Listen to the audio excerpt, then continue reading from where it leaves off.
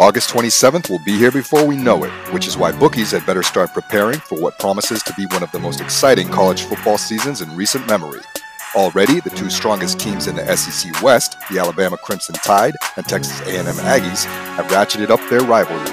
Nick Saban and Jimbo Fisher are in a heated war of words, which will no doubt carry into their game on October 8th. Alabama heads to the season a plus 190 favorite to win the national championship. Led by defending Heisman Trophy winning quarterback Bryce Young, Bama must replace offensive tackle Evan Neal.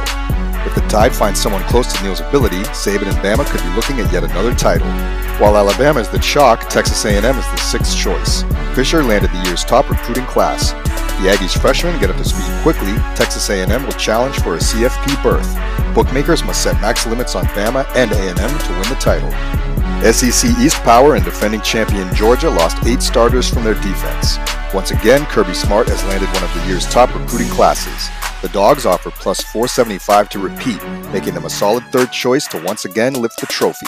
At plus 400 to win the college football national title, Coach Ryan Day and the Ohio State Buckeyes are second choice. Quarterback C.J. Stroud will lead one of the highest scoring offenses in the college ranks. But if Ohio State's defense doesn't improve, the Buckeyes will be hard-pressed to win the Big Ten, much less secure a spot in the college football playoff. Last season's Big Ten Conference champion Michigan is a plus 4,000 underdog to win the trophy. Jim Harbaugh and the Wolverines must replace defensive stars Aiden Hutchinson, David Ojabo, and Daxton Hill. The good news is that if Harbaugh can put together a strong defense, Michigan will be an underdog with some bite because quarterback CADE returns. Plus 4,000 choices Oklahoma and Notre Dame, and plus 2,000 choice Clemson all enter the season with something to prove.